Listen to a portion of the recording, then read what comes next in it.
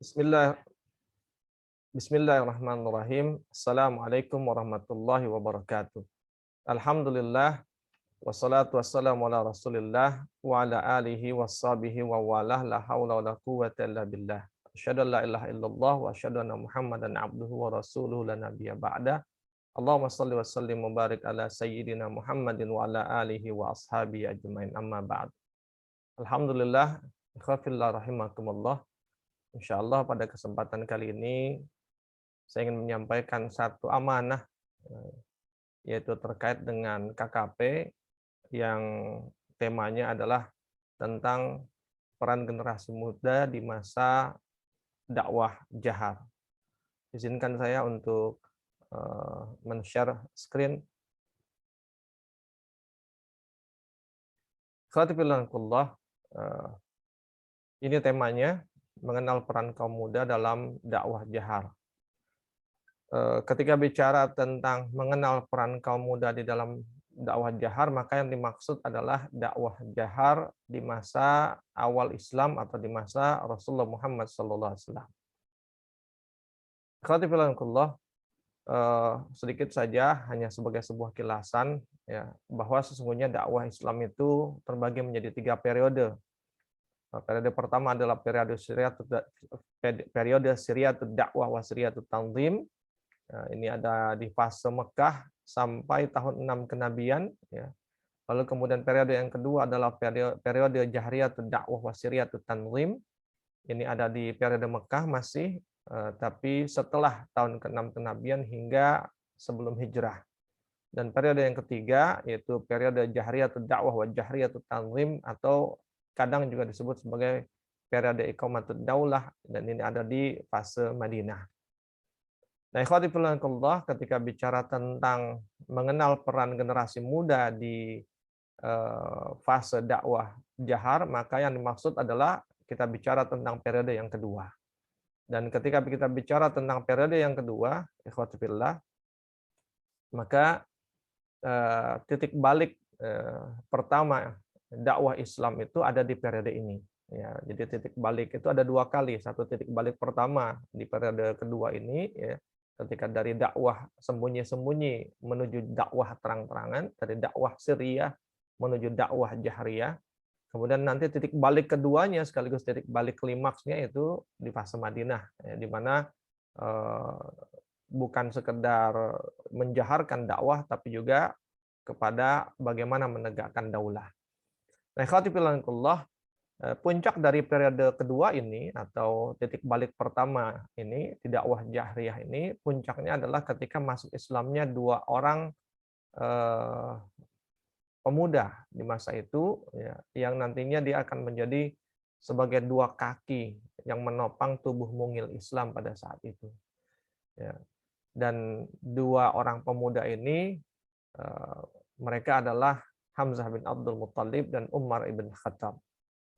Maka kita tentu ada beberapa yang lain di masa-masa ini yang masuk Islam, tapi kita akan fokus kepada 2 nama ini karena 2 nama inilah yang kemudian menjadi tonggaknya dalam masuknya di dalam dakwah jahar. Dan keduanya ketika itu masuk Islam juga hanya berselang 3 hari saja, sama-sama masuk Islam di hari yang sama, ya kan, di tahun yang sama, di bulan yang sama. Mohon maaf, bukan di hari yang sama, tapi di tahun yang sama dan di bulan yang sama, tapi berbeda hari. Hamzah masuk Islam 3 hari lebih awal dibandingkan Umar bin Khattab. Nah, ketika bicara tentang mengenal perannya, tentu berarti kita harus mengenal tentang peran Hamzah dan juga peran Umar bin Khattab. Saya rangkumkan saja karena memang waktunya tidak panjang, jadi saya gabungkan saja bahwa setidaknya saya mencatat, ya, mungkin bisa jadi lebih, tapi setidaknya saya mencatat ada, kalau tidak salah, sekitar 7 poin yang menjadi peran Hamzah bin Abdul Muttalib dan juga Umar ibn Khattab, ya kan, di dalam dakwah jahar di masa itu. Yang pertama adalah bahwa keduanya menjadi penyulut semangat dan juga keberanian kaum muslimin. Ya.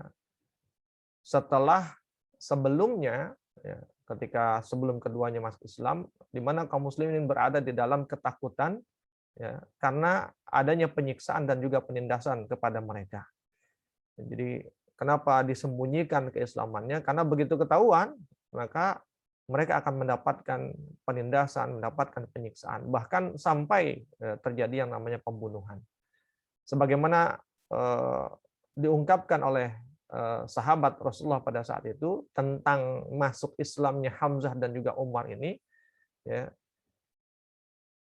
disebutkan oleh Abdullah bin Mas'ud radhiyallahu an, beliau mengatakan kami menjadi punya izzah sejak Umar masuk Islam. Bayangkan, menjadi punya izzah sejak Umar masuk Islam. Artinya bukan berarti sebelumnya tidak punya izzah dalam arti nggak punya harga diri, tidak. Tapi untuk kemudian berani menampilkan izzah itu, ya kan, di hadapan orang-orang kafir, ya kan, menunjukkan harga diri mereka, itu baru terjadi, baru keberanian itu muncul ketika Umar dan Hamzah masuk Islam. Inilah yang kemudian disebut sebagai penyulut semangat dan keberanian. Atau misalnya apa yang disebutkan oleh Suhaib bin Sinan Ar-Rumi, bahwa kami dapat meladeni orang yang berlaku kasar pada kami dan dapat membalas tindakannya. Bahkan bukan hanya kemudian memiliki izzah, ya kan, mampu menampakkan izzahnya, tapi bahkan mereka jadi memiliki keberanian untuk ngeladenin gitu, untuk bahkan mungkin membalas gitu apa yang diperlakukan terhadap mereka. Itu pernyataan Suhaib bin Sinan Ar-Rumi. Yang sebelumnya ketika mereka ditindas dan mereka hanya bisa diam saja, ya, tidak berani untuk meladeni apalagi membalasnya. Nah, ikhwati fillah, ya, dan jika kita mau melihat dua orang sahabat ini sesungguhnya juga bukanlah penduduk asli Makkah, gitu. Mereka adalah pendatang dari luar Makkah, ya kan, yang datang ke kota Makkah. Tentu bagi pendatang ini keislaman itu di zaman itu menjadi satu hal yang membahayakan diri mereka. Ikhwati fillah, lalu kemudian peran mereka yang kedua, peran masuk Islamnya Umar dan juga Hamzah, yaitu menjadi sumber inspirasi dan memberikan kepercayaan diri pada kaum muslimin untuk menunjukkan jati dirinya secara terbuka sebagai seorang muslim.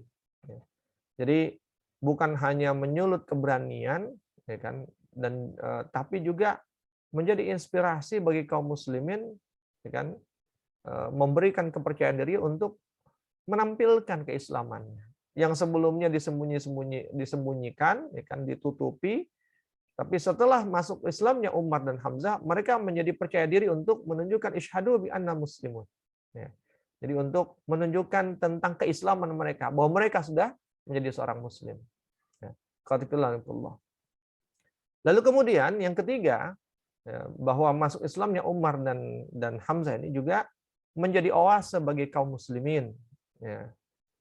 Yang dengan oase itu maka lepaslah dahaga mereka, dahaga untuk mengartikulasikan kebebasan berdakwah mereka dan beribadah mereka.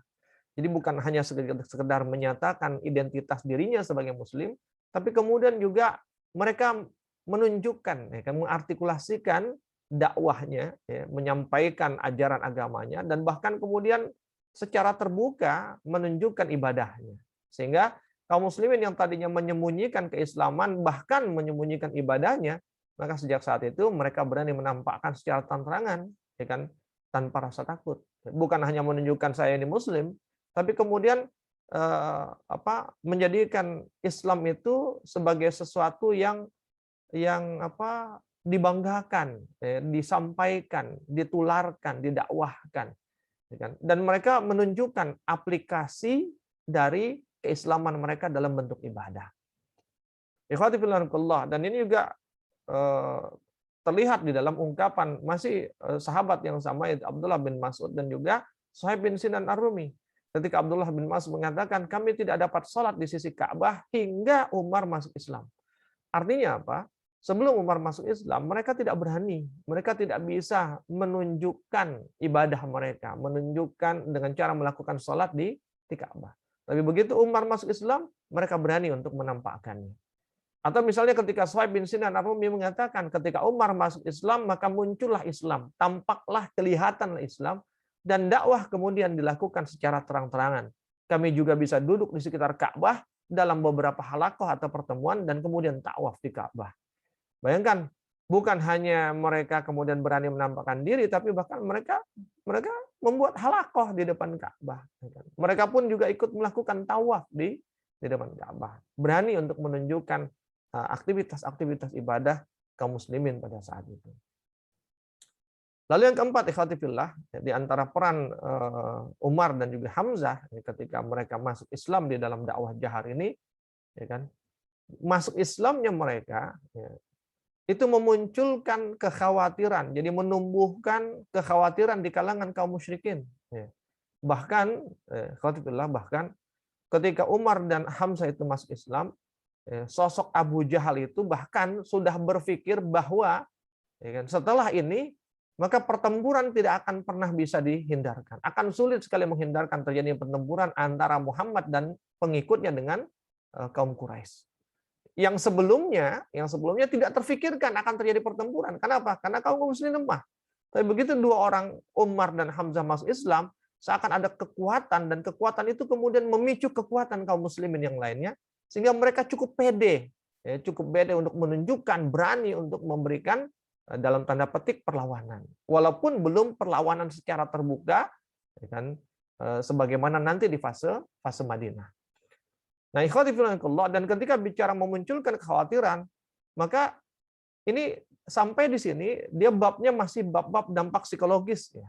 Kalau kita perhatikan misalnya dari yang peran pertama, kedua dan ketiga menjadi penyulut semangat dan keberanian, ini efek psikologis. Masuk Islamnya Umar dan Hamzah itu memberikan efek psikologis. Jadi Umar dan Hamzahnya belum ngapa-ngapain, belum berbuat apa-apa, belum melakukan sesuatu sebagai peran yang dia lakukan, tapi kehadiran mereka saja sudah memberikan peran psikologis kepada kaum muslimin, menjadi berani, menjadi percaya diri, kemudian menunjukkan keislamannya, bahkan kemudian jadi percaya diri untuk berdakwah dan untuk beribadah secara terbuka.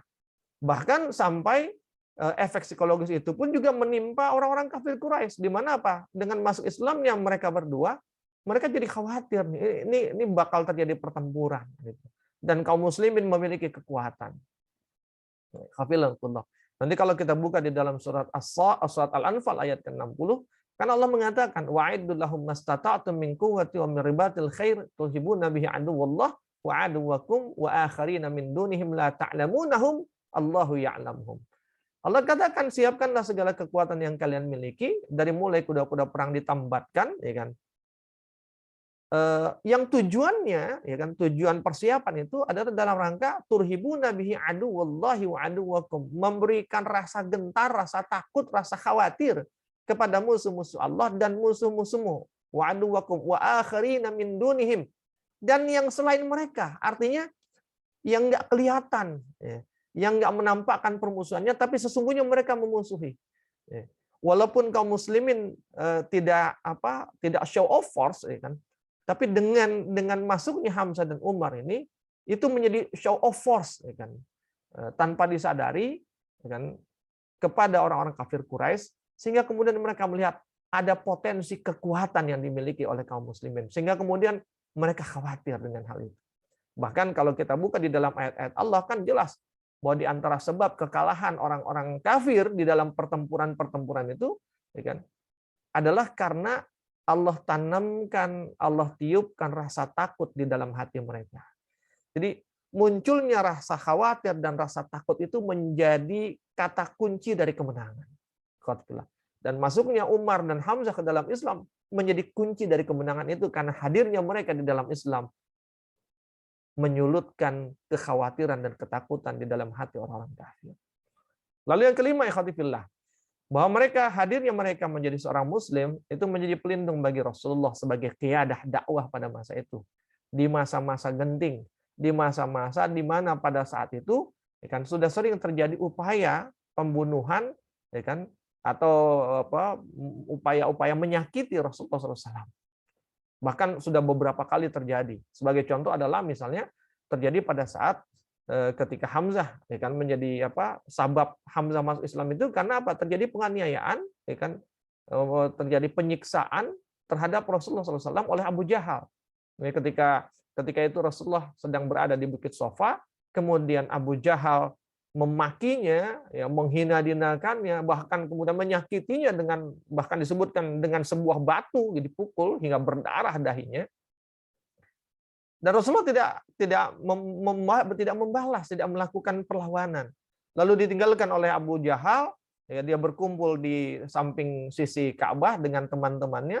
Nah, tidak lama kemudian, ya kan, Hamzah itu masuk ke dalam kota Mekah.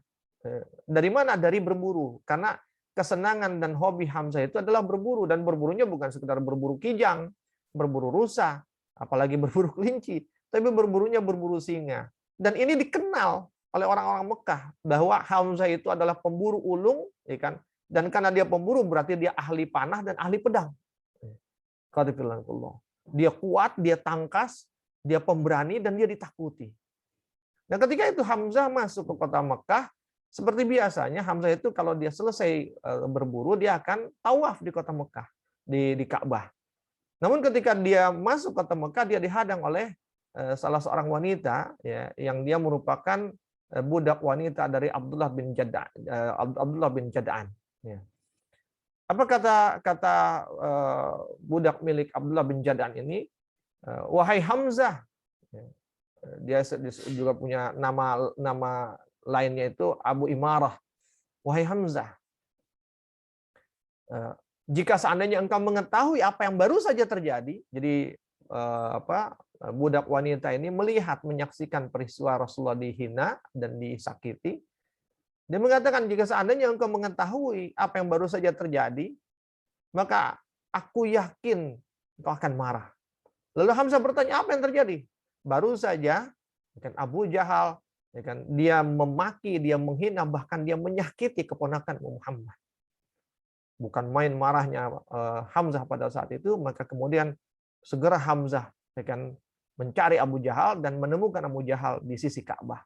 Dan pada saat itu masih dengan menggenggam busurnya dengan kemarahan, dia berkata kepada Abu Jahal, apakah betul engkau telah menyakiti keponakanku sementara aku telah berada di atas agamanya? Lalu Abu Jahal mengatakan, ya, kalau iya, lantas kau mau apa? Maka baru saja Abu Jahal menjawab, maka dengan segera Hamzah itu memukul, ya kan, kepala Abu Jahal dengan menggunakan busur yang digenggamnya tadi. Dipukul, dihantamkan hingga dia jatuh, kemudian berdarah. Hampir saja terjadi pertempuran ketika itu antara Bani Makhzum sebagai kabilahnya Abu Jahal, yang ketika itu ada bersama Abu Jahal. Mereka sudah bersiap-siap gitu melihat pemimpinnya disakiti. Tapi kemudian juga ada berkumpul di dekat sana, ya kan, orang-orang dari kabilah Bani Hashim yang merupakan kabilahnya Hamzah, yang juga akhirnya siap-siap, ya kan, untuk memberikan pembelaan kepada Hamzah. Ya. Tapi kemudian peristiwa itu tidak terjadi. Kenapa? Karena Abu Jahal juga ngelihat gelagat, gitu. Nggak sembarangan nih Hamzah nih, makanya bukan orang lain. Gitu. Kalau bukan Hamzah mungkin dia akan habisi. Tapi karena ini Hamzah, dia lihat ini gelagat akan tidak baik, maka kemudian dia mengatakan kepada orang-orang dari Bani Makhzum, sudah cukup, jangan dilanjutkan. Memang aku telah melakukan penghinaan yang keterlaluan terhadap keponakannya. Qatibillah. Maka kemudian itu di antara upaya pembunuhan atau upaya menyakiti, ya kan, menganiaya, ya kan, Rasulullah SAW sebagai qiyadah dakwah. Lalu kemudian, alhamdulillah, yang keenam, bahwa hadirnya mereka berdua adalah menjadi penjaga dan pelindung Islam paling depan dengan segala kapasitas yang mereka miliki. Menjadi penjaga dan pelindung Islam. Jadi bukan hanya penjaga Rasulullah sebagai qiyadah, tapi juga menjadi penjaga Islam dan sebagai sebuah agama. Dan mereka menjaga di barisan terdepan. Contoh misalnya bagaimana ketika Umar bin Khattab masuk Islam, ketika itu dakwah masih sembunyi-sembunyi, sampai kemudian ketika Umar masuk Islam, kita semua tahu ceritanya. Setelah dia masuk Islam, lantas dia berkata kepada Rasulullah SAW, ya Rasulullah, bukankah agama yang kau bawa ini adalah kebenaran, adalah al-haq? Lalu Rasulullah mengatakan, iya, kalau memang ini adalah kebenaran, ini adalah al-haq, mengapa kita sembunyi-sembunyi? Kenapa kita tidak terang-terangan menyampaikan? Maka ikhwafillah, kan, selepas itu Maka kemudian dakwah pun dilakukan secara terang-terangan. Bahkan kemudian kaum muslimin keluar dari tempatnya Arqam bin Al-Arqam dengan menghimpun menjadi dua kelompok. Yang satu kelompok itu dipimpin oleh Umar dan satu kelompok lagi dipimpin oleh Hamzah bin Abdul Muttalib. Khatifillah. Ya, betul-betul menjadi penjaga. Sampai Umar mengatakan, jika ada apa-apa yang terjadi, maka Umar yang akan turun tangan. Umar yang paling depan. Khatifillah.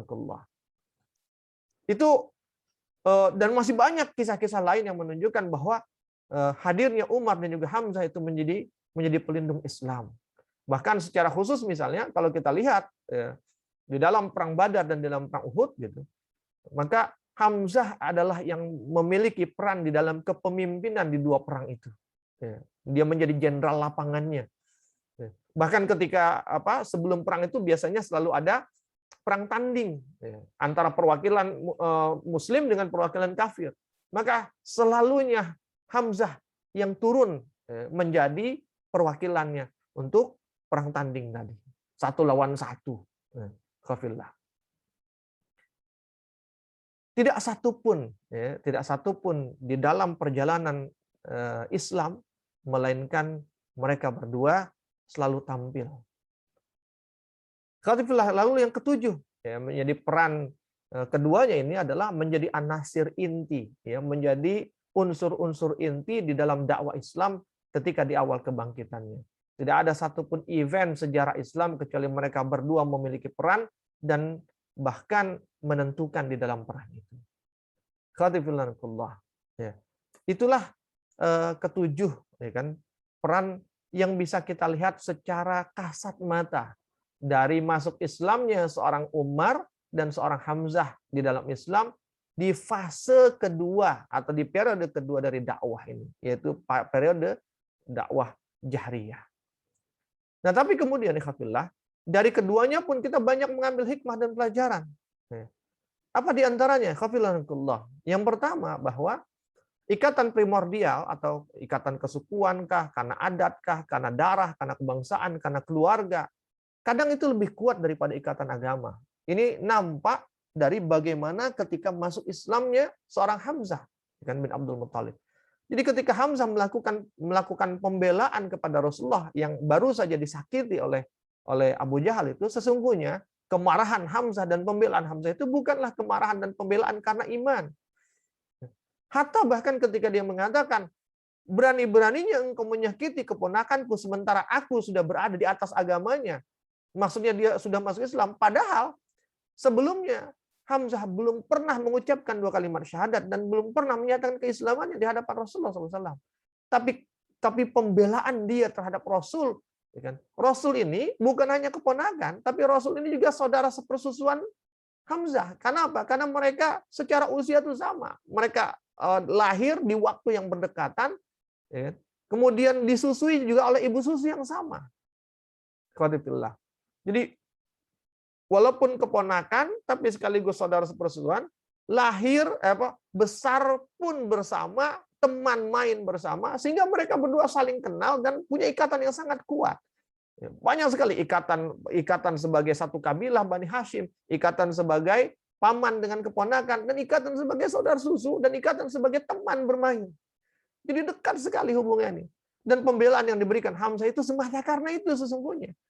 Tapi saking kuatnya ikatan kesukuannya, ikatan kekeluargaannya, gitu, ikatan darahnya sebagai paman keponakannya, sampai-sampai dia mengeluarkan kalimat yang mungkin tidak disadarinya dengan menyatakan, padahal aku sudah masuk Islam, aku telah mengatakan apa yang dia katakan.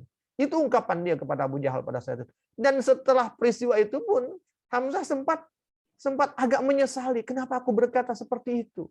Sampai kemudian dia merenungkannya, bahkan kemudian dia di malam hari dia datang ke Ka'bah, kemudian dia berdoa kepada Allah. Tapi ternyata yang dapatkan adalah penguatan-penguatan. Sampai kemudian akhirnya dia menemui Rasulullah SAW, semakin kuat hidayah itu menancap di dalam dadanya, dan akhirnya kemudian dia menyatakan keislamannya. Ya, ikhwatifillah. Begitu kuatnya ikatan primordial itu, sehingga bisa memberikan pembelaan. Bahwa ada sisi buruknya, ya ada sisi buruknya. Kadang-kadang karena primordial ini, seringnya membela itu dalam peristiwa yang lain, ya tidak dalam peristiwa Hamzah ini, dalam peristiwa yang lain, Misalnya ketika Abu Jahal dipukul oleh Hamzah itu, orang-orang Bani Makhzum itu sebagai satu kabilah, mereka membelain Abu Jahal tanpa melihat apakah Abu Jahal itu benar atau salah. Itu sisi negatifnya primordial pada saat itu. Itu sisi negatifnya asabiyah, kesukuan pada saat itu. Yang lihat benar salah, pokoknya kalau disakitin kita belain. Nah tapi, ya kan, walaupun ada sisi gugurnya, sisi positifnya itu pun juga ada. Dan sisi positif itulah yang kemudian menjadi penentu, bahkan menjadi pembela-pembela di dalam dakwah. Kita tahu bahwa ketika di fase awal, di awal Nabi diangkat menjadi Nabi, sampai kemudian fase tahun ke-6 kenabian, banyak kaum muslimin yang ketahuan masuk Islam itu dianiaya, disiksa, tapi tidak dengan Rasulullah SAW. Kenapa? Karena Bani Hashim sebagai kabilahnya Rasulullah secara khusus menyatakan perlindungannya terhadap Rasulullah SAW. Bahkan bukan hanya Bani Hashim. Kita juga tahu bagaimana pembelaan seorang Abu Thalib misalnya sebagai bagian dari kabilah Bani Hashim. Walaupun beliau juga adalah pamannya Rasulullah SAW. Itu begitu kuatnya ikatan itu. Padahal Bani Hashim ketika itu termasuk yang sedikit sekali yang masuk Islam. Lebih banyak yang kafirnya. Tapi mereka siap memberikan pembelaan kepada Rasulullah SAW. Bayangkan ikhwatillah. Jika kemudian ada orang-orang yang punya ikatan primordial dengan aktivis dakwah, kemudian mereka menjadi pelindung-pelindung dan pembackup dakwah ini. Allahu Akbar. Sehingga apa? Ikatan primordial itu tidak perlu dihilangkan, tidak perlu ditampik, tidak perlu ditolak. Tapi yang justru yang perlu adalah dikendalikan, kemudian diletakkan di bawah ikatan agama. Qafilankullah. Yang kedua, pelajaran dan hikmah yang bisa kita dapat ya kan dari keberadaan dua orang itu dan perannya, bahwa tidak boleh kita menghakimi ya kan, atau berprasangka buruk pada siapapun ya kan, siapapun orangnya yang masuk Islam dengan apapun motifnya. Sebagaimana Hamzah misalnya. Motif awal dia tadi karena semata nggak terima aja keponakannya diperlakukan seperti itu. Jadi saking marahnya, saking kuat pembelaannya, sampai terucap kalimat bahwa aku telah masuk Islam. Walaupun kenyataannya dia belum pernah mengucapkan kalimat syahadat. Kita nggak boleh, misalnya ketika ada orang masuk Islam karena faktor pernikahan, karena faktor harta dan lain, tidak perlu, kita cukup melihat bahwa dia telah masuk ke dalam gerbang Islam. Tidak boleh kita berburuk sangka. Kenapa? Sebab boleh jadi, ya kan, apapun motifnya, tapi ketika dia sudah masuk ke pintu gerbang itu adalah langkah awal dia untuk kemudian lebih dalam lagi jauh masuk ke dalam hidayah, sampai akhirnya kemudian mengalami proses inqilabiyah, proses pembalikan, gitu, perubahan 180 derajat pada dirinya. Dan itu terjadi pada Hamzah, yang awalnya karena kemarahan, tapi setelah itu dan iman menancap kuat di dalam dadanya, ketaatannya kepada Rasulullah walaupun keponakannya begitu kuat, bahkan dia menjadi pembela Islam sepanjang hidupnya sampai di akhir hidupnya. Contoh lain selain Hamzah ada Safwan bin Umayyah. Ini anak dari Umayyah bin Khalaf, ya kan, majikannya Bilal bin Rabah yang terbunuh di perang Badar. Safwan ini anaknya. Dia termasuk tokoh muda Quraisy yang terus melakukan perlawanan terhadap kaum muslimin. Baru terhenti ketika Fatu Makkah. Bahkan Safwan itu termasuk 10 orang yang tidak mendapatkan amnesti, tidak mendapatkan ampunan dari Rasulullah SAW. Ada 10, semua dimaafkan kecuali 10 orang. Salah satunya Safwan bin Umayyah. Akhirnya dia lari sampai ke tepi sungai, ke tepi Laut Merah. Bingung nggak punya alat untuk menyeberang. Kemudian ternyata dia didatangi oleh temannya di masa jahiliyah. Kemudian dibujuk untuk minta maaf kepada Rasulullah dan kemudian masuk Islam. Ketika diberikan jaminan oleh temannya, maka kemudian dia datang menemui Rasulullah SAW, ya kan, meminta maaf. Tapi kemudian ketika Rasulullah katakan, apakah engkau bersedia masuk Islam? Dia katakan, aku pikirkan dulu ya Rasulullah, ya Muhammad. Karena aku ini kan istilahnya tokoh Quraisy gitu. Tidak mudah bagiku untuk mengkonvert apa yang selama ini aku yakini. Beri akan aku waktu. Dia minta diberikan waktu, dikasih waktu sama Rasulullah. Sampai bahkan kemudian tidak lama setelah Fatu Makkah itu terjadi Hunain, perang Hunain, dan Safwan di saat dia belum Islam itu kemudian ya kan, menyewakan peralatan perangnya karena kaum muslimin ketika itu kekurangan peralatan perang untuk berangkat ke Hunain, ya kan, disewakan, dan karena disewakan maka Safwan pun ikut di perang itu tapi tidak ikut bertempur, ya, dia memantau dari atas bukit Hunain. Dan ketika kaum muslimin menang, Rasulullah mendatangi Sofwan sambil memegang tangannya, kemudian Rasulullah menunjukkan ghanimah, ya kan? Di perang Hunain itu yang jumlahnya banyak sekali. Hewan-hewan ternak dari mulai kuda, unta, kemudian domba ditunjukkan. Apa tanggapanmu terhadap yang kau lihat itu, wahai Sofwan, kata Rasulullah. Jadi melihat ternak-ternak tadi, apa kata Sofwan? Bukan main bahagianya orang yang mendapatkan itu semua. Lalu kemudian kata Rasulullah, aku berikan kepadamu, wahai Sofwan. Rasulullah memikat hati Sofwan, ya kan, untuk masuk ke dalam Islam dengan hadiah pemberian itu. Dan selepas itu Sofwan pun yang awalnya berpikir, minta waktu berpikir, tapi setelah diberikan hadiah itu, maka kemudian dia masuk Islam. Dan setelah itu, walaupun awalnya karena faktor diberikan hadiah, karena faktor harta, tapi setelah itu Sofwan pun mencatatkan namanya dalam sejarah Islam dengan tinta emas. Kita pun tahu kisah Abu Sufyan. Lalu apalagi hikmah dan pelajaran? Karena ikatan primordial itu menentukan, ya kan, bisa menjadi unsur penguat dakwah, maka kuatkanlah hubungan kekeluargaan. Di antara ikatan primordial itu kan hubungan keluarga. Selain hubungan suku, hubungan daerah, gitu, juga hubungan keluarga. Maka kuatkan ikatan itu. Kenapa? Karena dia akan memberi manfaat, bahkan bisa menjadi pendukung dakwah. Atau setidaknya minimal, ya kan, ikatan keluarga dan ikatan kesukuan itu menjadi menjadi ladang buat dakwah kita. Ikhwati fillah. Lalu yang keempat, pentingnya menjaga akal, menjaga nurani dan menjaga fisik. Nah, ini salah satu contohnya adalah ketika proses masuk Islamnya Umar. Umar itu ya sebelum jadi jauh sebelum masuk Islamnya di tahun ke-6 itu, dia tuh sempat pernah, ya kan, mendengar ketika di malam hari dia sedang berkeliling gitu, dia mendengar Rasulullah SAW sedang membaca Quran, dan ketika itu Rasulullah sedang membaca surat Al-Haqqah. Al-Haqqah itu indah, ya kan, rima dan iramanya tuh, diksinya tuh bagus sekali. Al-Haqqah, mal-Haqqah, wa ma adraka mal-Haqqah, dan seterusnya. Dan hanya orang cerdas, ya, cerdas secara logikal, cerdas secara lingual, cerdas secara emosional, dan cerdas secara seni, yang bisa memahami sebuah syair, memahami sebuah kata-kata indah, gitu, menikmatinya, bahkan mengapresiasinya. Dan itu yang dilakukan oleh Umar ketika mendengar Rasulullah membaca surat Al-Haqqah, walaupun itu bukan syair, tapi ketika setelah mendengar Rasulullah membaca itu, apa yang Umar bergumam pelan saja ketika itu,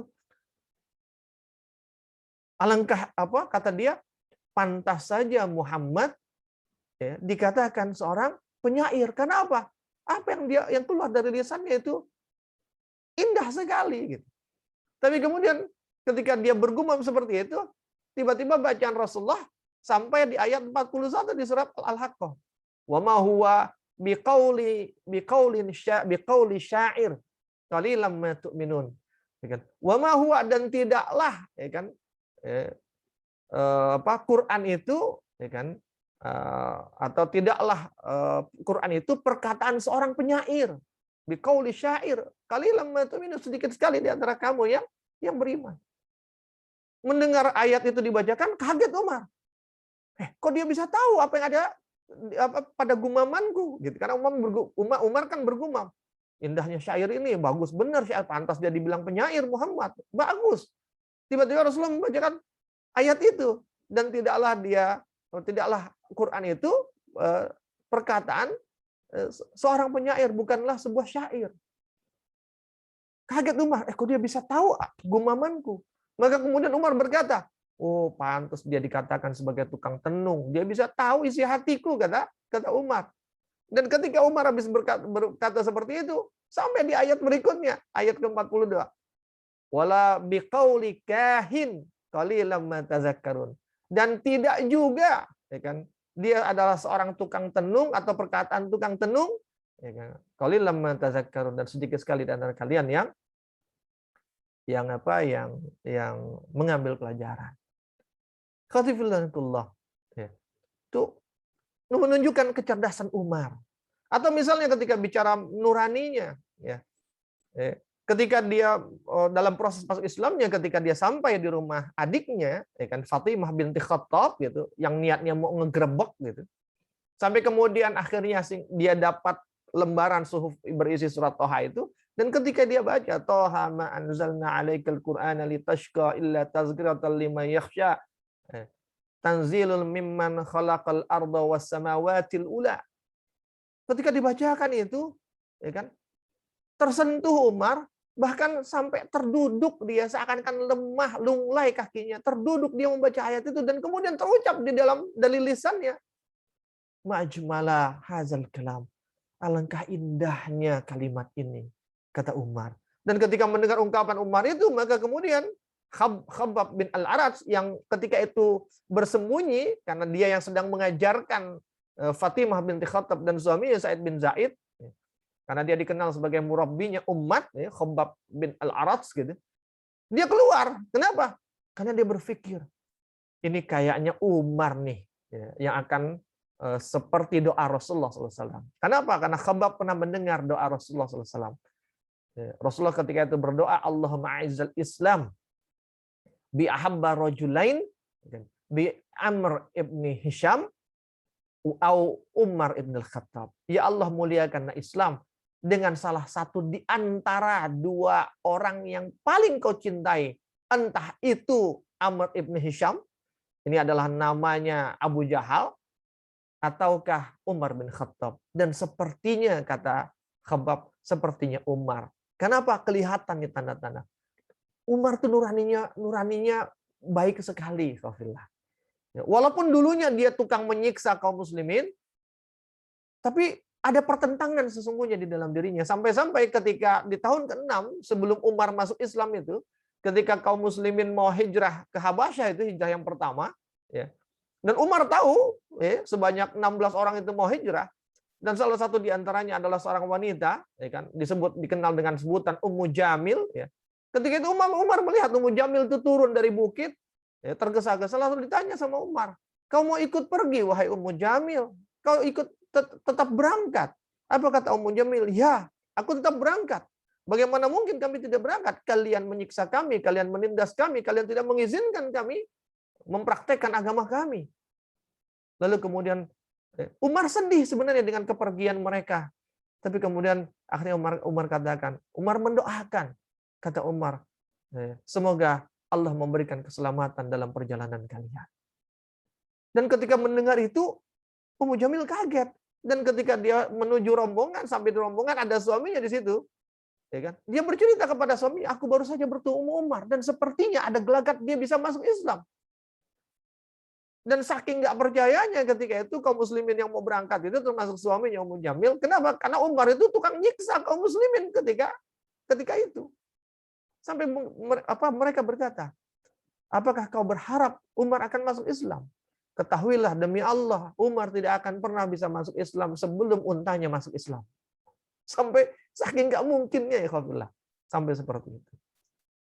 Tapi nurani Umar begitu tajam, begitu kuat, sehingga ketika hidayah itu masuk, begitu mudah dia untuk menyambutnya.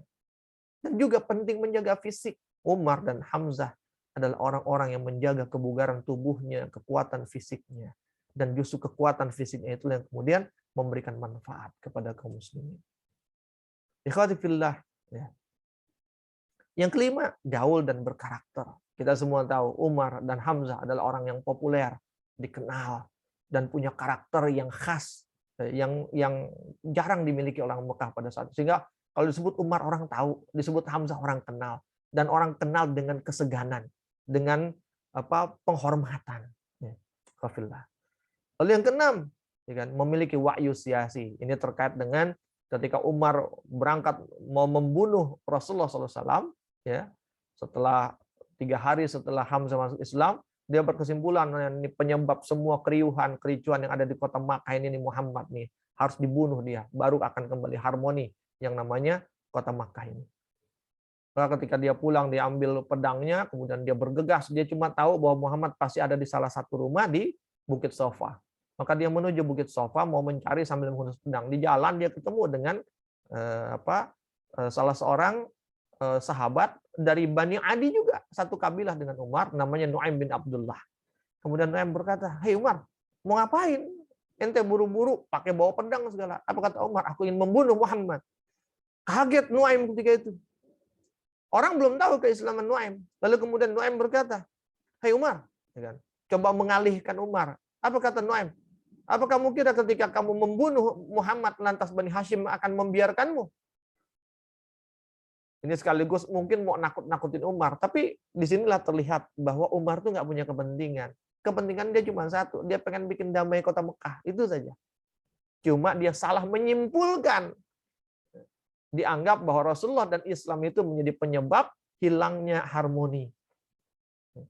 Dan kita sering banyak temukan orang-orang seperti itu hari ini, khafillah. Maka jangan diberikan perlawanan. Doakan mereka sebagaimana Rasulullah mendoakan Umar. Lalu kemudian ketika dia mengatakan seperti itu, Umar menjawab, "Ketika aku sudah membunuh Muhammad, nanti aku akan menyerahkan diriku kepada Bani Hashim untuk dikisas."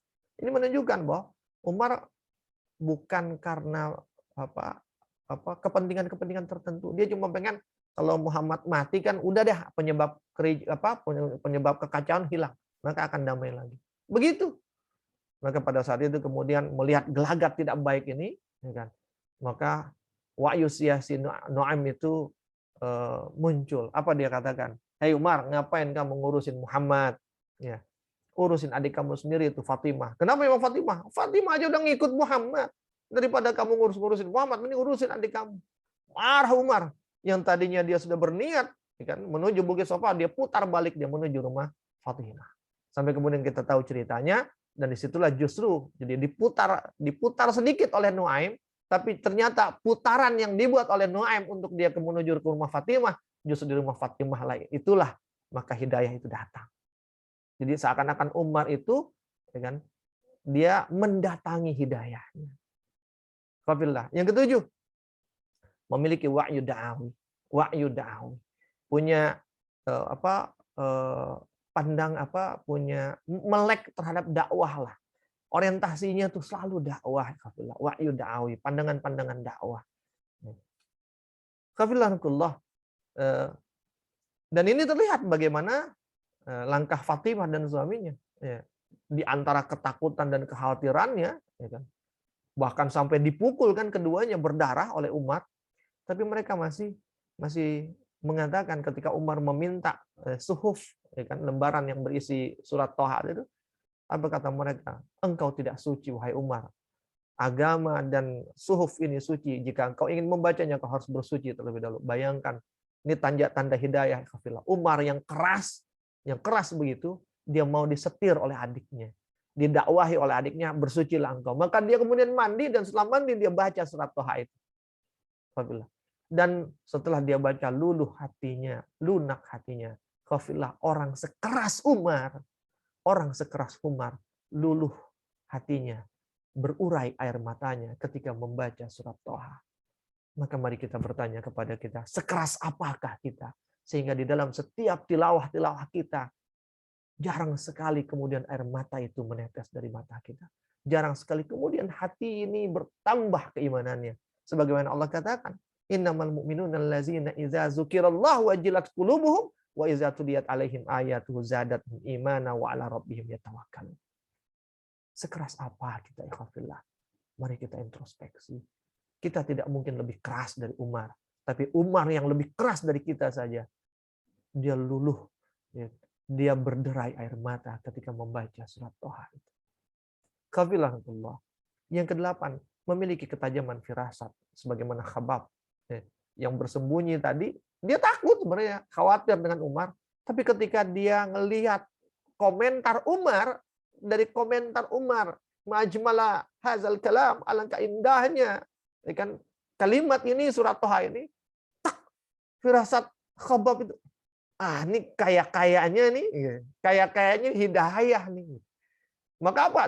Dia beranikan dirinya untuk keluar. Itu firasat orang beriman, ikhwafillah. Tajamkan firasat kita dengan apa? Memperbanyak dan memperkuat kedekatan kita dengan Allah, taqarrub kita kepada Allah Subhanahu wa taala. Sehingga kita bisa melihat gelagat dan firasat-firasat ketika di dalam medan dakwah. Demi apa? Demi terjaganya dengan dakwah ini. Jangan polos. Yang ke-9, menanam dan memupuk harapan. Terkait tadi dengan ungkapan suami dari Ummu Jamil, ya. Ketika dikatakan bahwa Umar kayaknya akan masuk Islam nih ketika Ummu Jamil berpapasan dengan Umar. Lalu suaminya mengatakan, kan, bagaimana mungkin dia akan masuk Islam? Ya kan? Mustahil. Ya kan? Dia baru akan masuk Islam kalau untanya sudah masuk Islam. Ya. Jangan pesimis. Ya. Tetaplah optimis. Semustahil apapun kemungkinannya, ya, karena tidak ada yang mustahil di hadapan Allah Subhanahu wa taala. Termasuk nanti kita bicara apa yang terjadi pada Suhail bin Amr. Ya, akhirnya pun masuk Islam, padahal luar biasa. Seorang Khalid bin Walid, ya. Seorang sebutlah, ya kan, masih banyak orang-orang yang tidak terbayang akan masuk Islam, tapi ternyata mereka akhirnya masuk Islam. Maka bangunlah harapan selalu di dalam pikiran dan hati kita, tancapkan, ya kan, kemudian buka lebar peluangnya dengan doa-doa kita, lalu jalani takdirnya. Alhamdulillah. Begitulah seorang aktivis dakwah seharusnya. Alhamdulillah. Dan yang ke-10, ya, menjadi hikmah juga dari keterlibatan dan peran Umar bin Khattab ini adalah kekuatan. Kekuatan adalah kata kunci. Jadilah kita kekuatan bagi dakwah ini. Jangan kita menjadi dai, menjadi kader dakwah yang lemah, apalagi lumpuh, sehingga harus dipapah atau malah digendong oleh dakwah ini. Tapi seharusnya kitalah yang memapah, kitalah yang menggendong dakwah ini. Kitalah yang menjadi kekuatan bagi dakwah ini. Bahkan di dalam surat Yasin, Allah mengisyaratkan kepada kita, ayat ke-33, ya ma'syarul syabab, ya ma'syarul jinni wal ins, wahai kumpulan jin dan manusia, ini istata'tum an tanfudhu min aqtaris samawati wal ardi fanfudhu, jika kalian ingin menembus langit, ya kan, dan bumi, kata Allah, fanfudhu, lakukanlah. Tapi kemudian kata Allah, la tanfudhuna illa bisultan. Kalian tidak akan pernah mampu untuk melakukannya kecuali dengan kekuatan, dengan sultan, kata Allah Subhanahu wa taala. Milikilah kekuatan, bangun kekuatan. Semua kekuatan, kekuatan fisik, kekuatan ilmu, kekuatan finansial, kekuatan politik, kekuatan sosial, kekuatan ekonomi dan lain sebagainya. Jadilah seperti Hamzah dan Umar yang keislamannya menjadi suntikan kekuatan yang menumbuhkan kepercayaan diri dan keberanian kaum muslimin di tengah segala kelemahan dan penindasan yang mereka alami. Jadilah kita kekuatan buat dakwah ini. Yang ke-11, Umar dan Hamzah adalah asbab dari dakwah jahriyah. Jadi pemicu dakwah jahriyah adalah keislaman keduanya. Kenapa? Karena keduanya menjadi kaki-kaki yang kokoh yang menopang tubuh dakwah untuk bisa berdiri bahkan berlari. Maka ikhwafillah, jadilah anasir penopang dan anasir percepatan atau akselerator bagi dakwah ini. Jadilah unsur-unsur penopang menjadi kaki-kaki dakwah ini, yang dengannya dakwah berdiri dan dengannya dakwah bisa berlari kencang. Ikhwafillah, yang terakhir, yang ke-12, kita belajar dari keduanya bahwa mereka memberikan perannya secara totalitas dengan potensi yang mereka miliki. Sebagaimana tadi disampaikan, tidak satu pun momen di dalam sejarah Islam, di dalam perjuangan dakwah Islam, dari sejak keislaman mereka berdua hingga mereka wafat, melainkan mereka selalu punya andil di dalamnya, bahkan menjadi pemeran-pemeran utama di dalamnya. Hamzah menjadi pelindung bagi Rasulullah SAW. Hamzah menjadi panglima di Badar, menjadi panglima di Uhud, bahkan dia syahid di Uhud, bahkan membuat ketakutan pada kaum kafir Quraisy, sehingga secara khusus ngincer Hamzah. Kafirlah. Bahkan dia mendapat julukan selain sebagai Asadullah, singanya Allah juga mendapatkan julukan sebagai pemimpinnya atau panglimanya para syuhada di yaumil akhir nanti. Umar bin Khattab, totalitas potensinya kita lihat. Bukan hanya dia menjadi pelindung Islam di masa-masa genting, bahkan di perang Badar, di perang Uhud dan seterusnya hingga dia menjadi khalifah. Dan ketika dia menjadi khalifah, bagaimana kemudian Islam dengan potensi yang dimiliki oleh Umar kemudian akhirnya menyebar, ya kan, ke hampir, ya, ada yang mengatakan 2/3, ada yang mengatakan 3/4 dari muka bumi ini. Khafillah. Maka khafillah, manfaatkan, ya kan, bangun potensi kita, kemudian manfaatkan potensi itu secara menyeluruh totalitas untuk dakwah ini.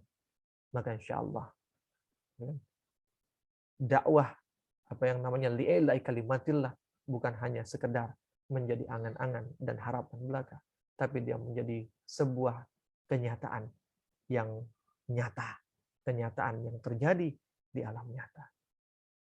Selamat berjuang, selamat mengambil peran, dan selamat mencatatkan nama antum semua dengan tinta emas di dalam sejarah dakwah ini.